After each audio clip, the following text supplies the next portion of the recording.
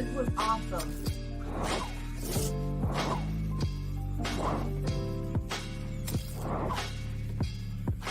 Thank you for tuning in.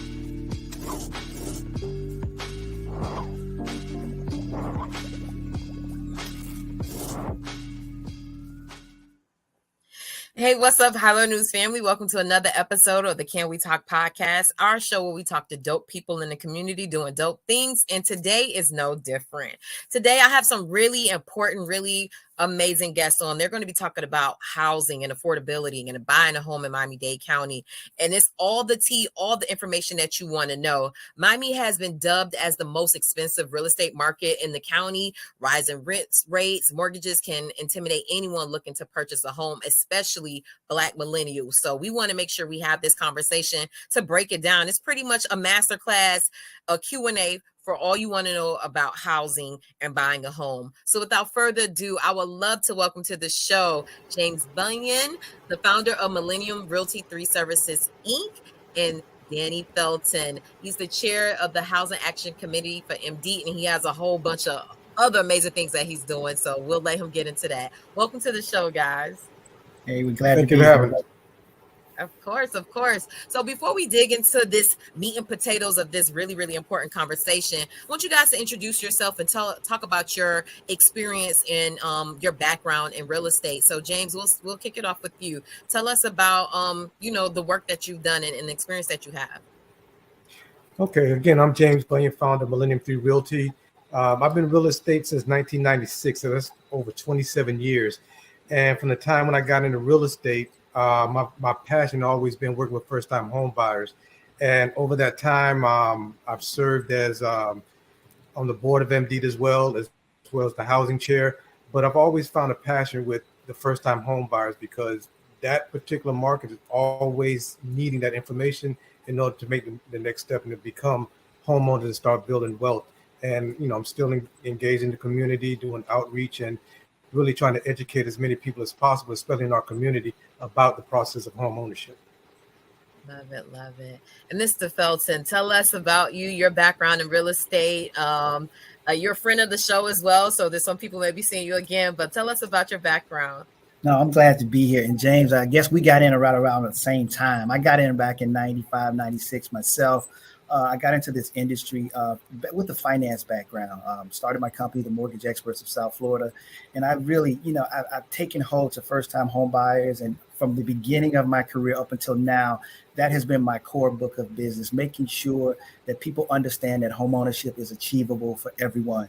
I serve in several different capacities as relates to the National Association of Real Estate Brokers, which is the oldest real estate trade organization in the country, as well as on the local level. So, I'm always glad to advocate and also preach the sermon of, hey, you know what? You deserve to be a homeowner as well. Don't let no one tell you you don't make enough money. Don't let no one tell you your credit is not good enough. Don't let no one tell you, hey, the prices are too high. Homeownership is achievable for everyone that listening to this message and that, has the ability to, it just requires discipline. And so with that discipline, we're going to get into some more things and access, information that could potentially help you to get your keys and not your landlord's keys. I love that. Yes, people need to know. We need to be players in this. We don't need to just be sitting on the sidelines. So I'm glad you guys are here to break it all down. So let's jump right in. There are many news reports talking about price fluctuations and rising interest rates. Is now a good time to buy, or should we wait out on the market? Danny, I'll start with you and then kick it to you, James. Well, I always say it's always a good time to purchase purchase a home, because at the end of the day, either you're going to pay your mortgage or you're going to pay someone else's mortgage. With the increased prices and rents, and also with the appreciation of home ownership, when I look at those two variables, one of them I benefit from and the other one I don't benefit from. So I may say, hey, it may cost a little more, but over time it's going to benefit me. So now it's a good time. I know interest rates have ticked up a bit, but let's be real. 2%, we knew that wasn't going to last forever. You know what I mean? So it's still a good time to purchase. Home ownership is still affordable. And that's where we're going to have to talk about ways to get into homeowners. There's opportunities, there's programs and products that sort of assist us in keeping that price point, or should I say the loan amount that we're financing at a point that we can't affordable. Because when we talk about affordability, That's a wide term. What is affordability? And that's something we get caught up in. Oh, it's not affordable. But you know what I always say to people? Don't buy what you qualify for. Buy what you can afford. James, can you speak to that point? Yeah, I mean, it's an age-old question. Everyone wants to sit on the fence and wait for that golden moment to jump back into the market. But prime example, January last year, rates was at 2%. I had clients say, well, I'm going to wait for prices to come down because I heard it's going to shift. January last year to now, rates have pretty much doubled. And a lot of people think that sideline is the place to be, and it's not. I mean, home ownership and affordable housing, people think that when they hear the word affordable housing, it's price point, and it's not. You could marry it with the products that's available, and you could turn an affordability of $200,000 to $350,000 with your payment staying the same with the right subsidies in place. So it's all about finding out where you're at right now to figure out what direction to go in. I like to use the analogy of the GPS or the Google map. If you're going to go somewhere you've never been before, you put the destination in. The very first thing you got to figure out is what? Where you're at right now. No. See, that's the mistake people. Oh, I thought it was where you're going. Where you're at right now, because if you can't figure out where you're at right now, you don't know if you need to go left, right. You don't know if it's credit. You don't know if it's income. You don't know if it's budget. So you need to understand where you're at right now. And a lot of people would be surprised to know what they can qualify for, because majority of these programs, they're not for poor people. They're for the working class, because some families can make over $100,000 and still qualify for some of the programs. But now is always the best time, because tomorrow we don't know what it's going to look like. And when the rates do drop, imagine how many people are rush back into the market to push prices back up again. So no one has that crystal ball. You need to figure out where you're at right now and make the best decision based on your current situation. Got it. And, I'm going to be asking you guys both questions, and I'll just be jumping back and forth. So my next question, James, I'll start with you. If I'm a young prospective home buyer, where should I start, and what is that process? Okay, the first thing, like I touched bases on, is figuring out where you're at right now. A lot of people I run into say, well, I need to work on my credit. And they don't know exactly what they need to do. They think because they had an old collection for 4 or 5 years ago, then a bad situation. The key thing is to figure out where you're at now. So you know where your credit score is. You talk to a lender, and the lender will let you know straight up, okay, you need to clear these things up. You need to save up some more money, and they'll let you know which programs you qualify for and let you know your affordability. Based on that, you can start making logical decisions. Okay, I need to save up a little bit more money, or I need to pay this down, or I need to make sure I'm more current on some of these payments, so you can figure out what your next move is. At least at that point, you have a plan in place, because you can never measure your progress unless you have that plan. And once you start chipping away and maybe saving up more money, getting a stronger credit score, your vision of your home ownership will start to materialize. Because most people, they get advice from people that never owned a home or had a bad experience, and that becomes their reality. The key is finding out what your own destination is and follow that path, and align yourself with successful people who either own a home or either part of these programs that can get you into a home. So the first thing is figuring out what your credit score is. Even talk to a lender to find out, okay, what do I need to do to become a homeowner? Some people may be surprised and they may be ready to go right now. But just figure out where you're at right now, credit-wise, income-wise, so you know what your affordability is, so you know what your budget would look like. Nice. Danny, can you add to that? Like, where should you start if you're a young professional, and what is that process? James hit it on point, but I also want to add to that you also want to educate yourself about the process. Because as he said, a lot of people have their own opinions. You got your sideline people that don't even own a house, but they are going off of someone else's story. But when you educate yourself in terms of, there are first-time homebuyer programs, there's HUD-approved counseling agencies that offer workshops to educate you on the 10 steps of home ownership, understanding the role of a real estate professional, understanding the lending, understanding credit, understanding budget, understanding the different disciplines that are involved in this process, from the insurance person, from the home inspector, and so you get firsthand one-on-one interaction with those individuals to be able to ask the questions, so you don't have to go off of what you heard or the horror story that someone told you. So you're now an informed buyer going through this process, and it's a more confident decision that you're able to make. That's what's up. I hope people are taking notes, because you guys are dropping the gems, all the things we need to know. You guys are dropping it. Next question, Danny, I'll start with you. Do I need a realtor, and what should I look for in a realtor? So I want to answer this. To answer your question, I'm not even going to do it. I'm just, yes, you need a realtor. You definitely need someone to advocate to negotiate on your behalf.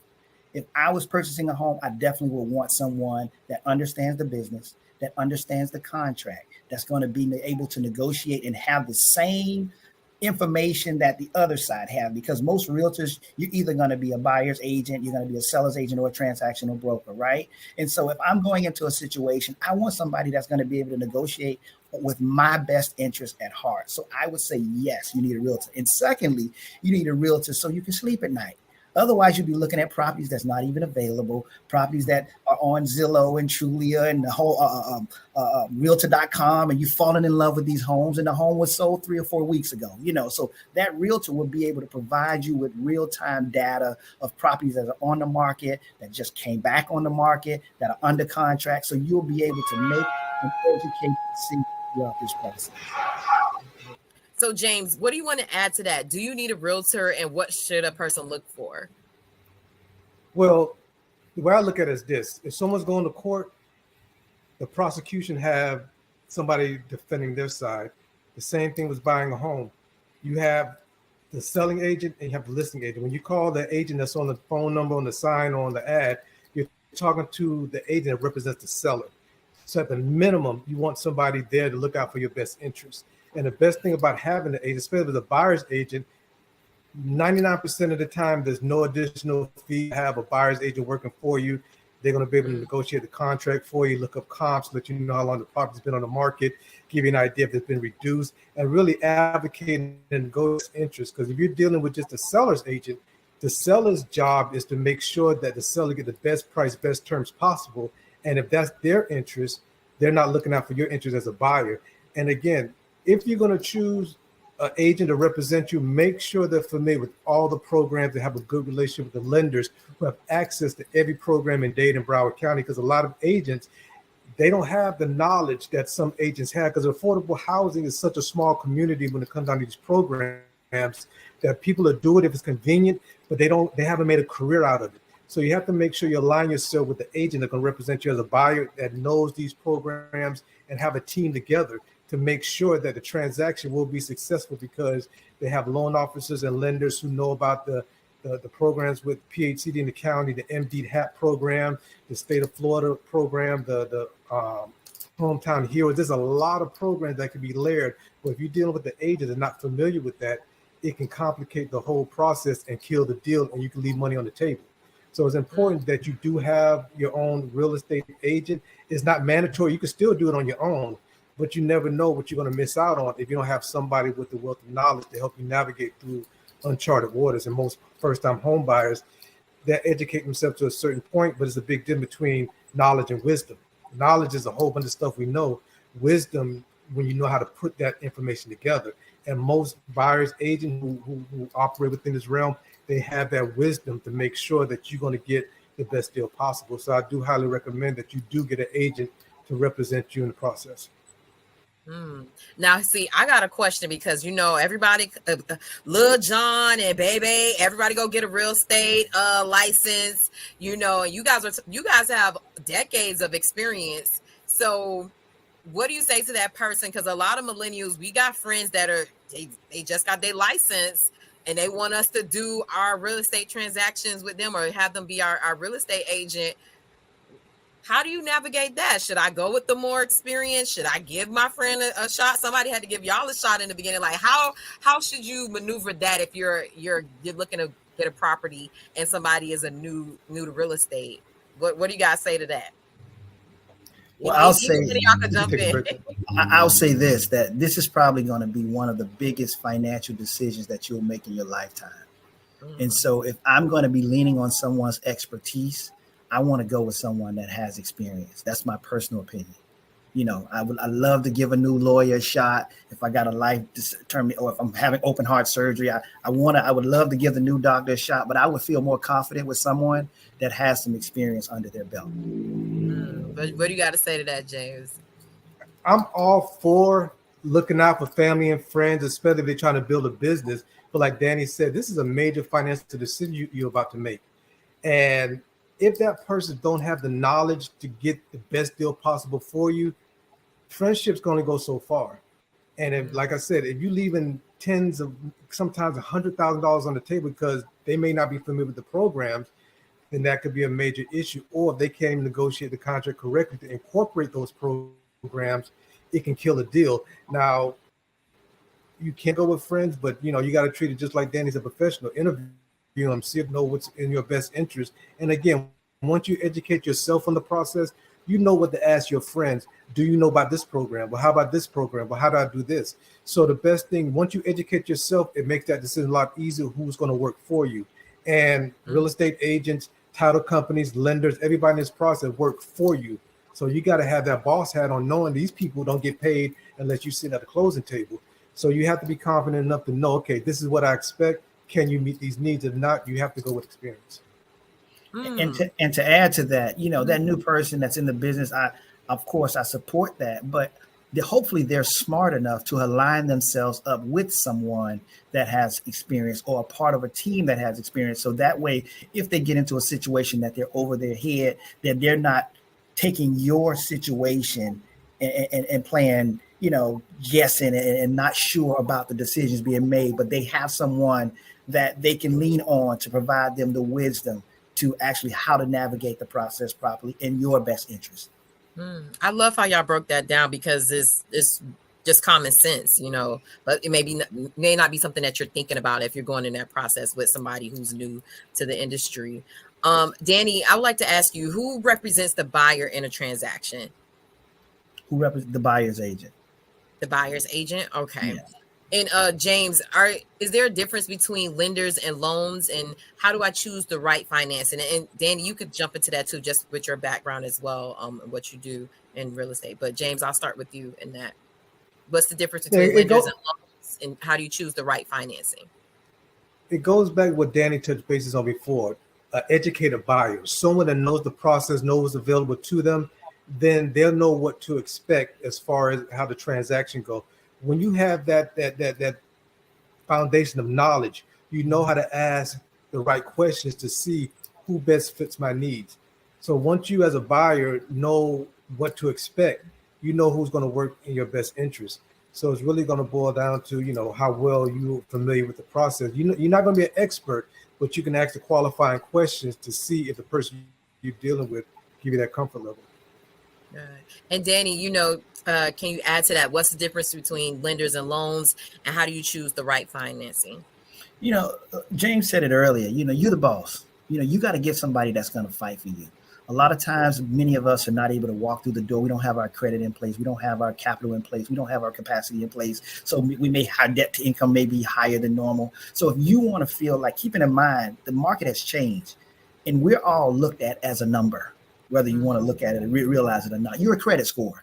There once was a time that you could actually write a credit file letter, and an underwriter would look at a situation and say, hey, this person has had an unforeseen circumstance. So, death in the family, a divorce or what have you. So they may have had a dry spot, but this is a person that's been on their job for a period of time. They've actually have maintained their credit, but they had a dry patch that they fell behind in some situations. And that underwriter would take a calculated risk and give that person a loan. Where in today's time, that doesn't exist anymore. It's all about what's your credit score, and so when we look at it that, hey, we're just looked at as a credit score because your credit is your credibility. So now I need somebody that's willing to fight for me. I need somebody that understands. I don't want to just walk into an institution or walk into a place, give them my information, and then get a letter say, oh, we'll get back to you because you're denied, or we'll get back to you because your debt to income ratio is too high, or we'll get back to you because you had too many student loans.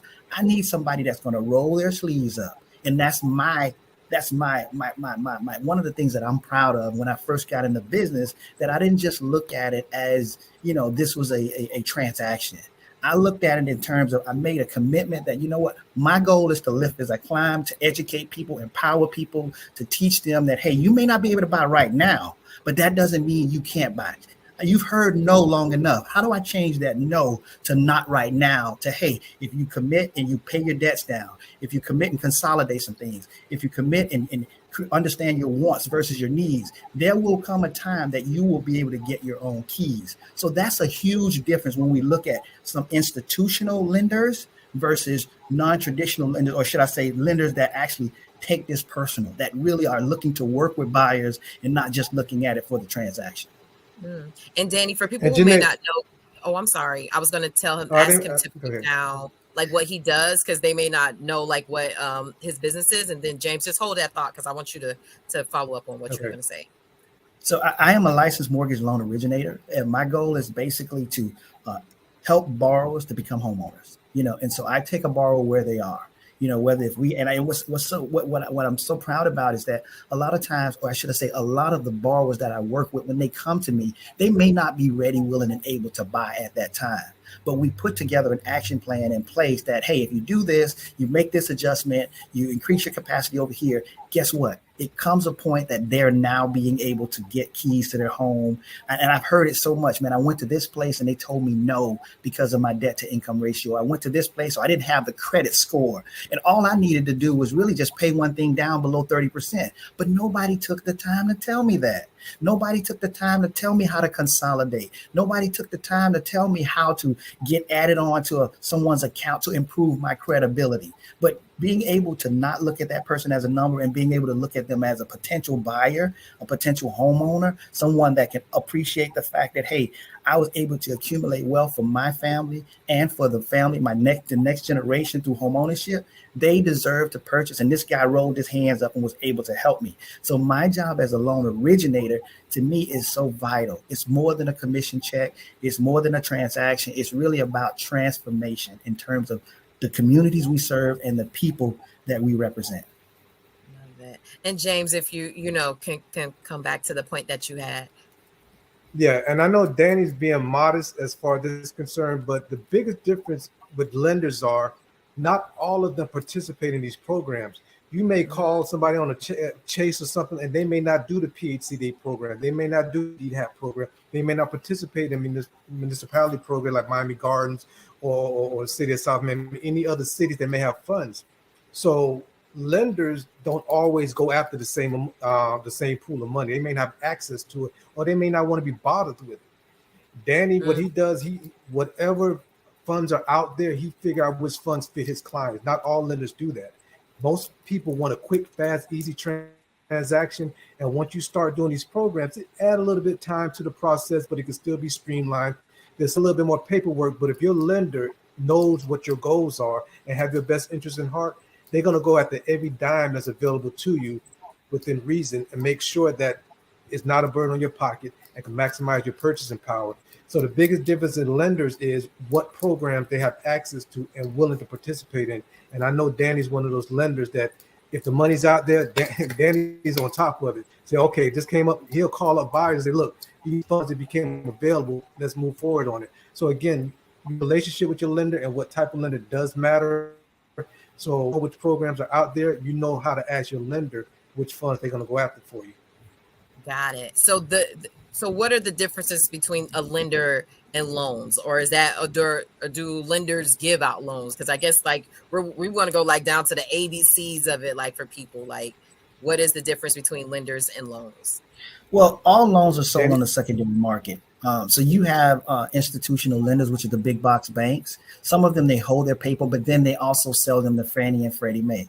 Fannie Mae and Freddie Mac. So the largest purchaser of conventional mortgages is Fannie Mae and Freddie Mac. So all banks, mortgage lenders, mortgage bankers, they sell these loans on the secondary market. The biggest difference is one of them is a institution and the other one makes a living on he catches what he eats, or he eats what he catches.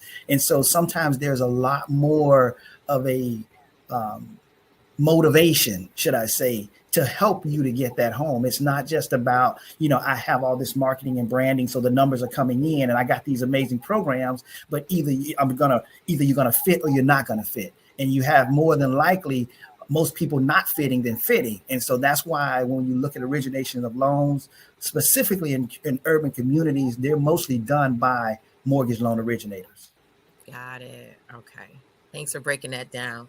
James, I wanted to add to something James said earlier. The other part becomes you want to deal with someone that's a master of their craft, and what happens is a lot of times with a lot of mortgage loan originators, they don't take the time to learn the business.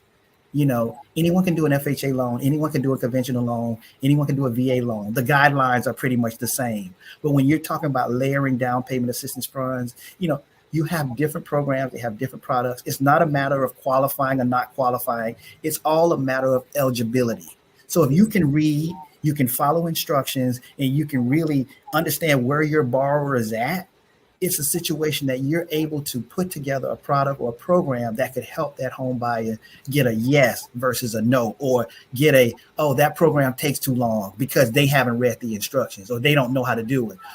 That you don't want to do that because it's gonna delay your process. Yeah, it may delay your process, but if I can get $135 and gotta wait 2 more weeks, guess what? Give me $135,000.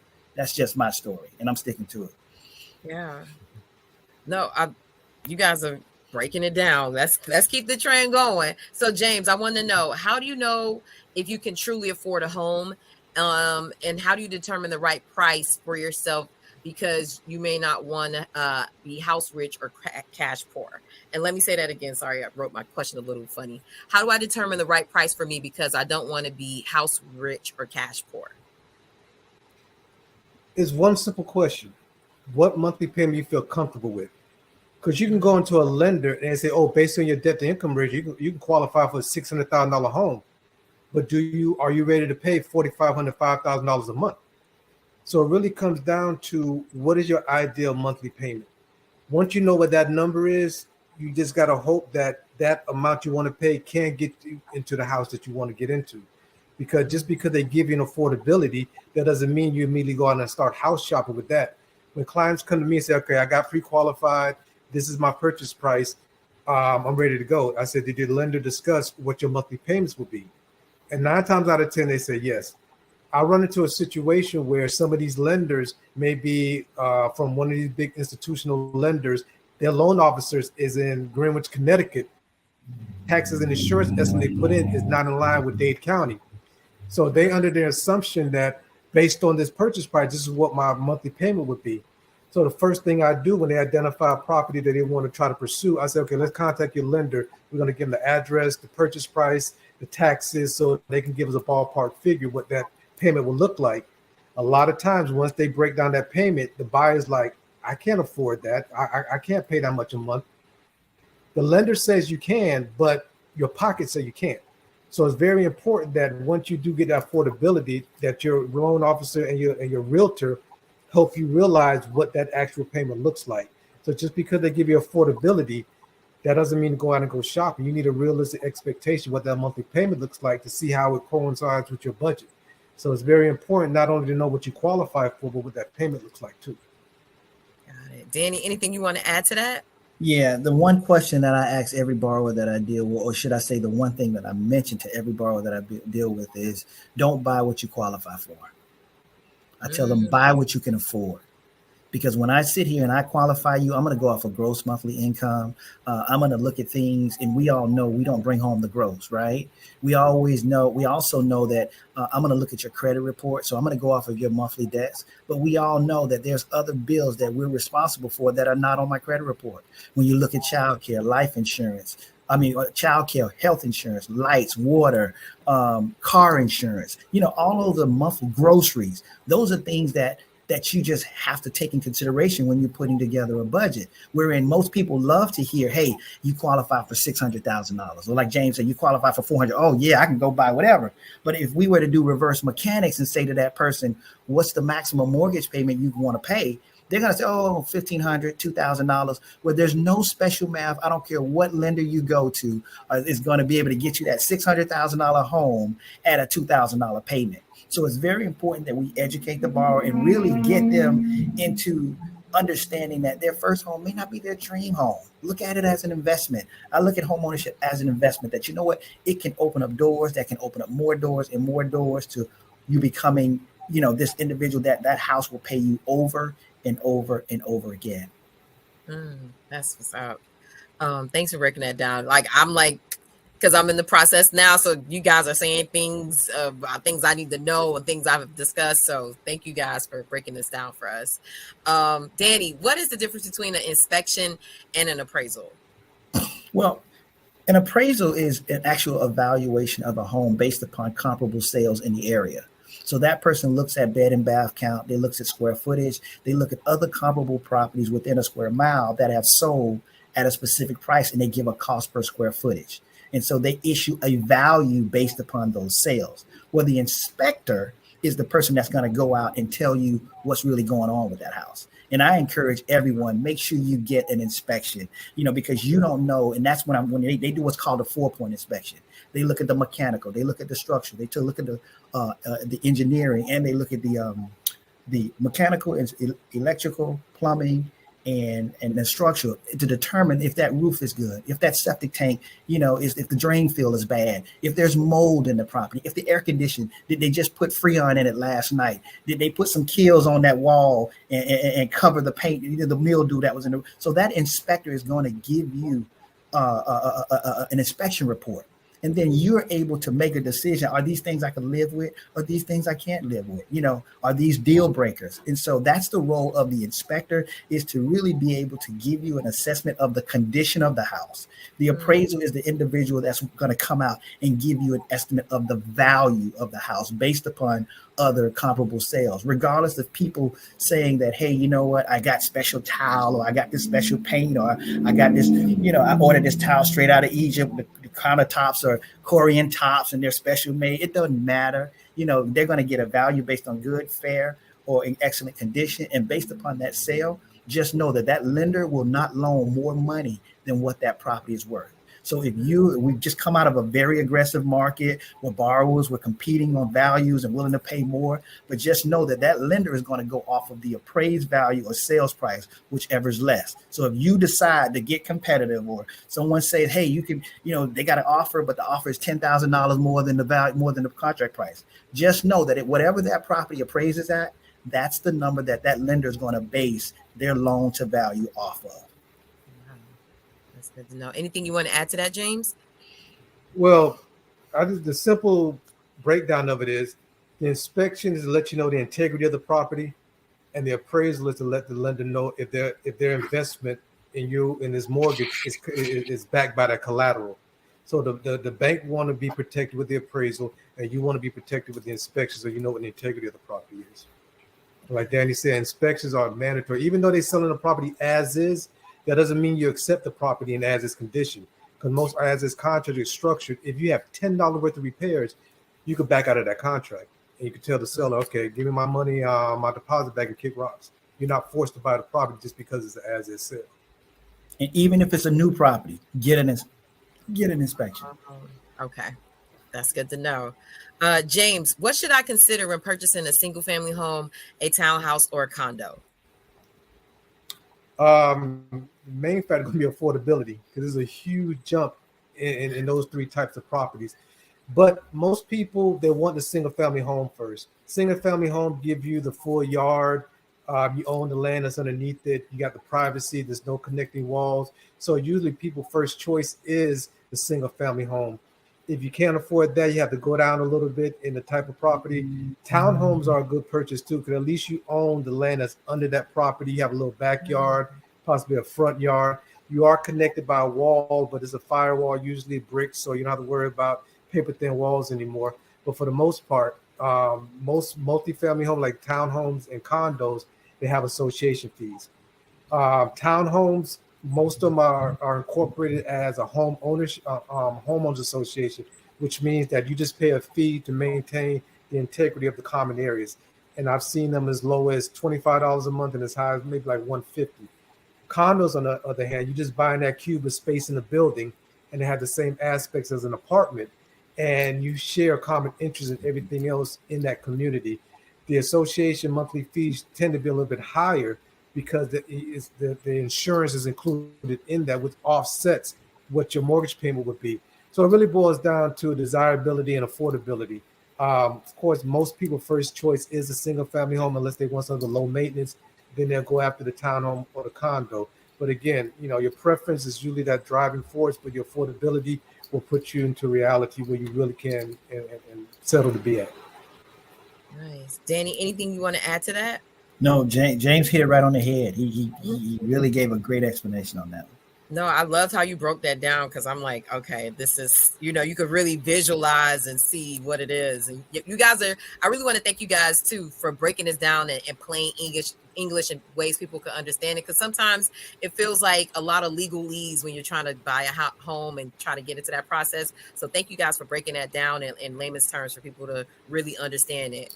Danny, I have a question for you. What are your tips for young adults purchasing homes in Miami-Dade County? And honestly, James, you could piggyback on that after he answers too. Okay. Like I said before, invest your time before you invest your money. Learn about the programs, products that are available.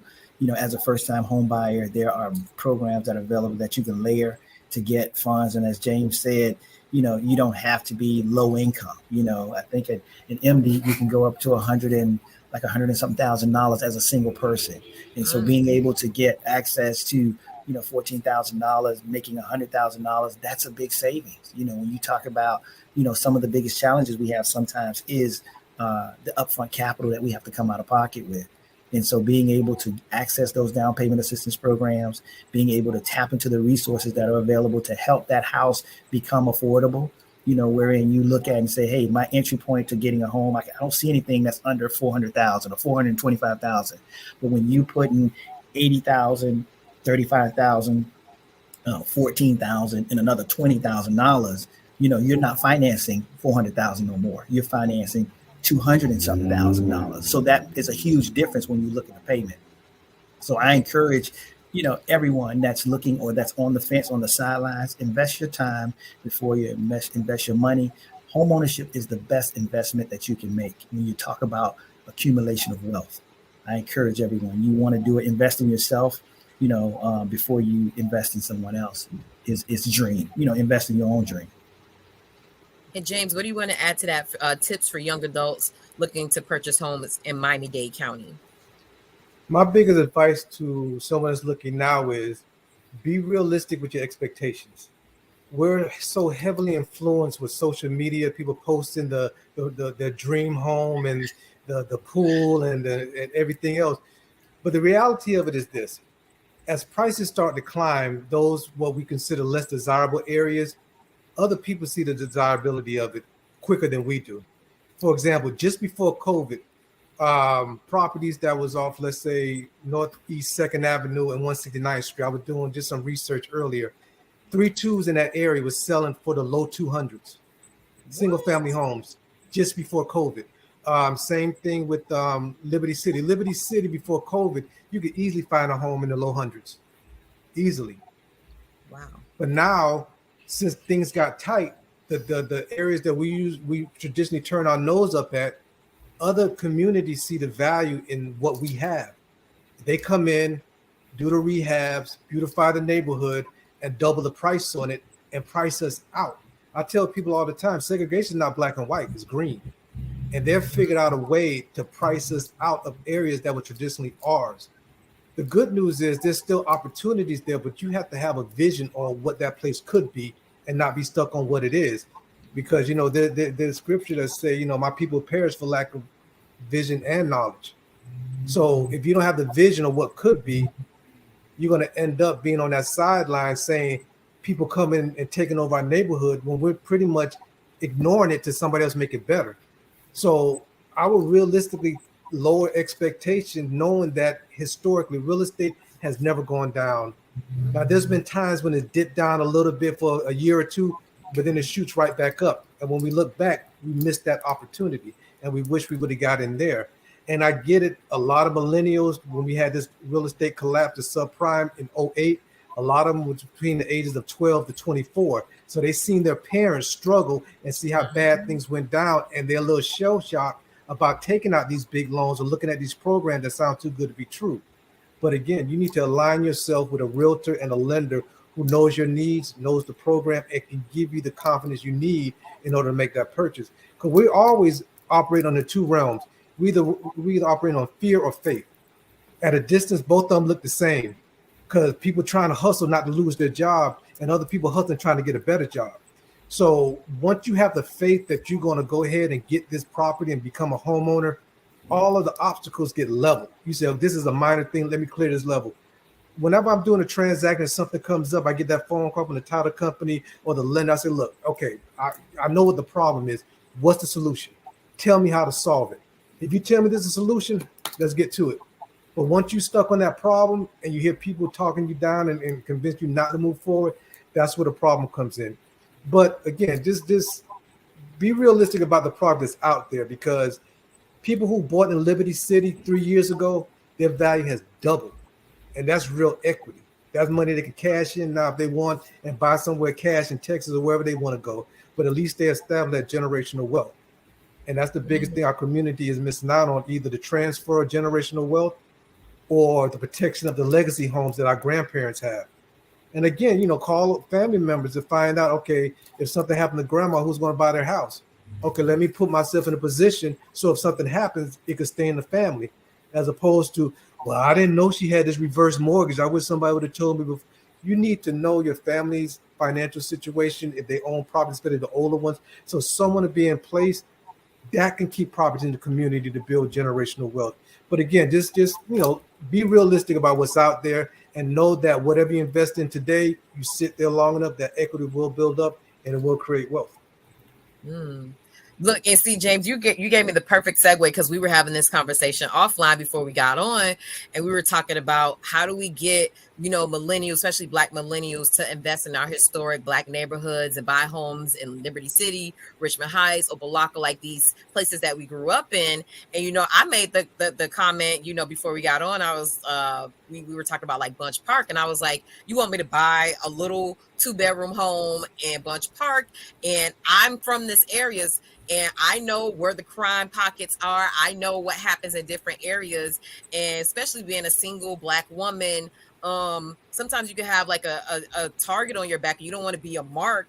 And so I do feel like, too, we need to have a real conversation. I would love for you guys to dig in and give your opinion on this, because we got to have a real conversation about the trauma, the things we see in our community. Sometimes people who come into buy these areas, they don't know the history behind, if you go to this corner store, such and such, you could get robbed over here. So me knowing these different things, I'm like, why would I buy property in a place where the crime, I could be a target or something could happen to me? And because I know these areas in a certain way intimately, that maybe somebody who doesn't look like us come in and buy in, they don't have that history and that trauma and all of those things attached to it. It's like, how do we overcome that so that we can keep our communities looking like us and with us staying there? Because for me, that's a real thing. It's like, I'm originally from Carroll City, Miami Gardens. There's certain areas I don't even go in, but there may be good property there that I could possibly buy a home. How do I get over that trauma? What do I need to think about so that I'm like, yo, let's keep our community looking like us and stand for us, so it's not gentrified. And that's a real conversation. What do you guys say to that? I think you're right. It's really a mindset shift. We got to really start having those conversations, because we don't want to participate, but we want to complain, right? We want to complain that our neighborhoods are changing colors. You can't gentrify my community if I own it. And so the reality becomes, we have to see the value in our communities. What's different? The same areas that you don't go into, you ride over there, you see somebody walking their dog down the street that don't look like you. And you're like, man, what's going on over here? But what was different? It was a mind shift. They didn't tell that person who bought that home all the stories that you are traumatically dealing with. What they told them is the value that was in that home and what was coming, and that, Pro Player Stadium. I mean, Hard Rock Stadium is coming, and all of the different things that's coming to Miami Gardens. That's what they told them. But they told us about the Bajas. They told us about, the crime rate, the stuff that we see on the radio, drive-by shootings, and it's dangerous out there. So we have to change that narrative internally. We have to say, hey, you know what? The value of and we're talking about wealth, is created right in the Black community. So we have to, buy back the block. It was a conversation at one point. We talked about, let's buy back the block. Now we're looking somewhere else to buy back the block. When we got the block, we're selling grandma's house. We're getting rid of grandma's house, because you know what? We're going to get money. But what we don't realize, the money we get, we still won't be able to buy what we want.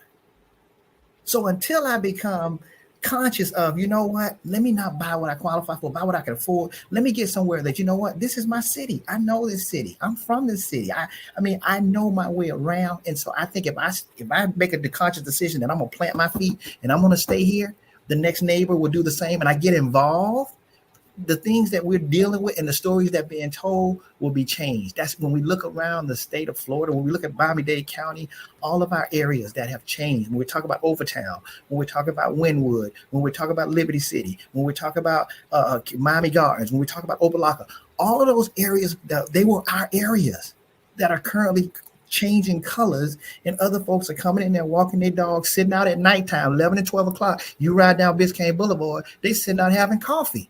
Once was a time you was like, oh no, I'm not going on 71st Street in Biscayne at 10 o'clock at night. Are you crazy? By the Stardust? I'm gonna get my head bashed. And now you sitting over there at Starbucks. 62nd Street. They got they put a Dunkin' Donut there. They didn't just put that there because they didn't know what was going to happen. So when we talk about gentrification, we got to really start thinking about how do we revitalize the areas that we already own and stop moving away from them and see the value in our communities. James, So it's a conversation. It's a mindset. Yeah. James, anything you want to add to that? Yeah, I want to go. You mentioned Bunch Park. I'm going to give you an example. There was a property that went under contract in December of 2019 in Bunch Park off of 160th Street and 20th Avenue. It closed January 2020 for $175,000 or 4.25. It needs some updating, but it was still livable. And this was just in 2020. And I'm pretty sure there was people who in our community that couldn't afford that, but didn't want to be there. See, I think they need to understand the numbers. The numbers don't lie. The numbers show with real estate, it will go up in value. And once we invest in those areas, it's almost guaranteed money. Now, even if a market crash like it did in 08, it comes right back up. You just got to hold tight. A lot of time we base our decision again on fear, not faith. I think if the younger homeowners is out there that's looking at these areas that's been historically looked at as undesirable, understand what the economic advantages are of getting in at the ground level. Like everybody wanting to get in on Bitcoin when it was like $100 per Bitcoin. Same thing with real estate. People look at these numbers now and say, well, I missed the boat. What happens 10 years from now when Liberty City is selling for $1 million? People missed the opportunity to buy houses, right, for $400,000, because the closer you are to downtown, the more value it's going to have to that property. And a lot of people, you know, I've heard some buzz about it before it died down when they were talking about climate gentrification. These developers look at a map, see the highest ground elevation, and start developing those areas. And which areas have the highest elevation? Miami Gardens, Opelika, Liberty City, Richmond Heights, Paran. It goes right through the Black communities. And what's happening in those Black communities now? They're being bought up because they're thinking about sea level rise. And one other thing I've noticed too is we had a thing called opportunity zones. It seems like all the opportunity zones was in the Black areas, and that incentivized people to put their capital gains into Black communities for a tax shelter, which means that you incentivizing them to pay way over market value cash for properties because you know you're not going to be taxed on that $500,000 you cashed in on. So it's almost like gentrification on steroids. They gave it a nice name, opportunity zones. Well, who was the opportunity for? So all these areas that historically people turn their nose up at, those the hidden gems. You know, somebody told me, I read a story long ago that, you know, acres of diamonds, that the guy sold his farm in Africa to went off to go look for people. He heard people getting rich in diamond mines, and he was a farmer. He wasn't making much money. So he sold his land, went out and looked for diamonds, went broke, came back to his town years later, couldn't find out right on his farm, there was raw uncut diamonds on top of the ground. The reason why he didn't know that, because diamonds in the raw form looks like rocks. So he didn't have the knowledge to appreciate what he had under his feet. And we face that every day. I mean, it may not look pretty now. It may not be the houses with the steel roofs and the circular driveway, but it has that potential, because you slowly drive around in historically Black areas, you see a change happening, and we're just sitting around being witness to it as opposed to participating in the wealth building. But again, you know, you have to look at what's out there and really see what it could be and don't accept it for what it is. I'm glad y'all broke that down. So what y'all saying is I just need to go get some therapy for my trauma that I experienced in these and go buy me a property in the Black community. Basically. So let me ask you this quick question. Why is it that we need to be afraid of these communities, but other communities aren't afraid to moving into the communities we're afraid of? Because we're afraid of ourselves. Because they don't have the history, though. Let's be real. Let's be real. One of my good friends was shot and killed. What was that? 50-something street in Liberty City. I know somebody got killed at the Green Store. So you got this trauma when you're driving in our neighborhoods. You got constant reminders of certain things that these are real lived experiences. So for a lot of people, it's like, I would rather go to Georgia. I'd rather go to Central Florida. I don't have that connection. I don't have those constant reminders of these really bad things that have happened to me. But you're right. When you look back, and I think it was a Jay-Z verse when he was talking about Dumbo or Brooklyn or somewhere of like how he should have kept the property. And it's like, you know, a part of me is like, I don't want to be that person either, where it's like, I should have just invested in my community. I should have stayed here. I should have kept the ownership. But it's also to that conflict of like, there are some really real things that traumatically happened to me that it doesn't serve my soul at this time to be in this area. So it's like, how do you deal with that conflict, but you don't want to miss out on this, you know, what's going on in your neighborhood either. Right. What a lot of people miss too is, I'm sorry, I just want to put this in right quick. No, go ahead. A lot of these, I feel like Danny finna eat me. He finna get me together. a lot of these areas that historically have crime issues, the majority of the residents there are rentals. They rent. A lot of people say, my tax dollar pay your salary. They know that the homeowner who owns that property, those are the people that's really paying the taxes. So the more home ownership that you get in these neighborhoods that traditionally been rental neighborhoods, the more accountability there is for city and county officials to make sure you get the services you deserve. Once you become a homeowner, you become a stakeholder in that community. So you could pick up the phone and ask your commissioner, hey, what's going on? I see they're not cutting the swale out here. They're doing it in other neighborhoods. Or I'm seeing, you know, a dead animal in the road. Y'all not coming to pick it up. Once you become a homeowner, you have a vested interest and you hold people accountable for what you put them in the office to do. So it's hard to do that as a renter. But once you have ownership in it, you open that door in order to have that communication and know what your right is. The old saying is, if you don't know your rights, you don't have it. That's true. Danny, you was going to say something.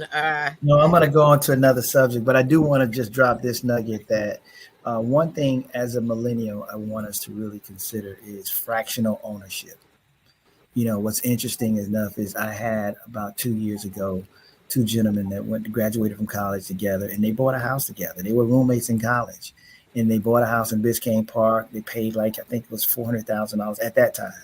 And they were going to continue to be roommates, obviously traveling the world, you know, going just the same things that millennials do. You know, they don't want to be attached. They don't want to be tethered to this 30-year mortgage, but they looked at it as an investment and they went into it as an investment, kept the home for 2 years. That same home appraised for over $850,000. So now it really showed them the benefit of, hey, we put our money to work. Yeah, we didn't look at it as though we're going to be stuck on this house for 30 years, but we looked at it as an investment and we saw the benefits of buying in specific locations. So as a millennial, yeah, I get it. You know, you don't know where you're going to be planted at. You know, I may be here, I may be in Houston, I may be in Texas, I may be in California, wherever. But if you have an opportunity to buy, look at it from an investment standpoint. And that way you take out of the picture of, you know, I got to stay there or I'm traumatized. Maybe I look at it and I buy it and look at it as an Airbnb. You know, maybe I get it and rent it out. You know, those are things that can, you know, will change how you sort of look at, you know, you being stuck to this house that for one, you know, it's not going to lose value, but for some reason you don't want to buy it or you don't want to be there. So I'm just trying to help condition your trauma, you know, a little bit, Janae. So just think of it that way. I take this. This is a good therapy session for me and a learning session. So I appreciate all of this. Guys, you know, before I let you go, I want to, you know, make sure we bring it back home to MDEAT because they have all these amazing things. And Danny, you're the current chair of MDEAT's Housing Action Committee. And James, you previously served as the committee's chair. What attracted you guys to get involved with the Miami-Dade Economic Advocacy Trust? And James, we can start with you. The main thing is what they do in the community. They're advocates for not only just home ownership, but for the youth and economic development. And definitely under the leadership of Mr. Bill Diggs, now it's definitely getting the word out there and being more grassroots and, putting money out on the streets. The biggest thing is the advocacy portion that they do at the agency, making sure that the community is informed and fighting for every dollar that we're entitled to in order to advance home ownership. So the main thing that really attracted me to it is the community involvement and the good things they do, not only to just, help the youth, but also to actually build wealth with grants to small businesses and giving people an opportunity to not only own a home, but they're doing construction loans now and rehab loans. So it's a good thing that they're doing, and not too many agencies that's here that really focus on the Black community as MDEAT does. And Danny, can you add to that or talk about your involvement with MDEAT?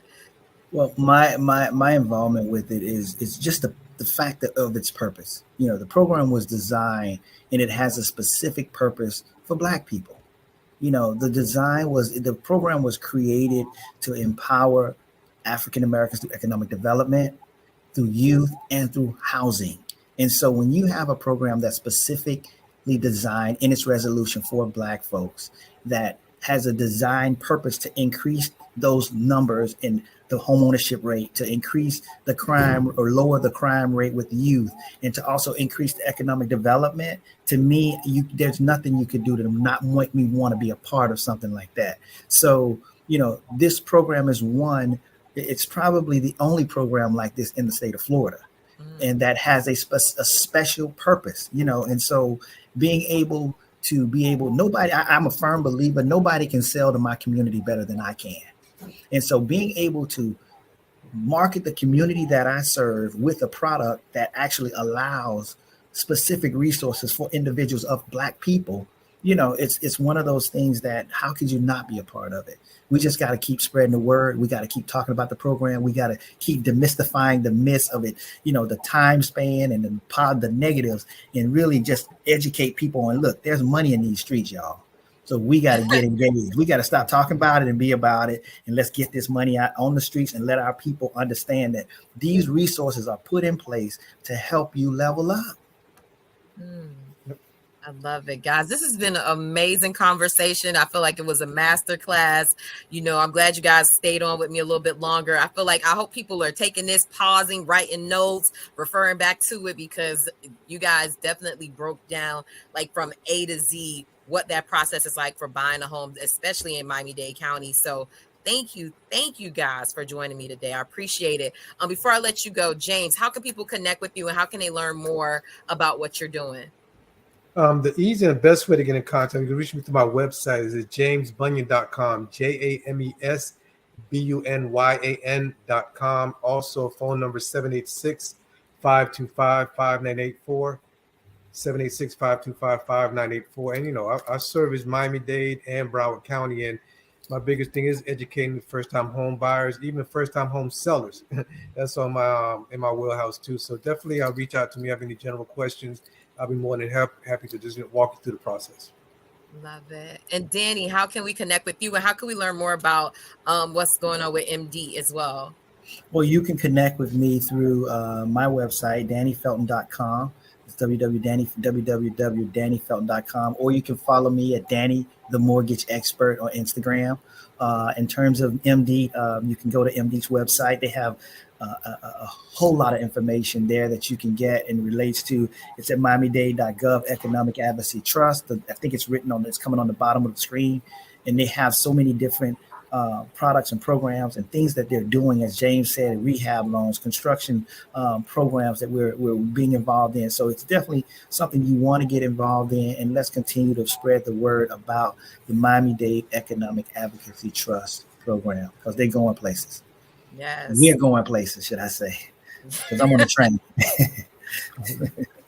Love it, guys. It's been another amazing episode of the Can We Talk podcast, our show where we talk to dope people. And as you can see, James and Danny are definitely dope. They're definitely knowledgeable. So you guys make sure you're connected with them. Make sure you connect with MD and learn about all their information about their home buying assistance programs and all the resources out there that we have for home ownership. Let's buy back the block. Let's get back on that movement. Let's put our trauma, let's work through our trauma, but stay in our neighborhoods and build it up and let it be the beautiful place that it deserves to be. And we are the start of that change. So thank you guys for giving us the knowledge on how to do that. See you guys next time. Bye.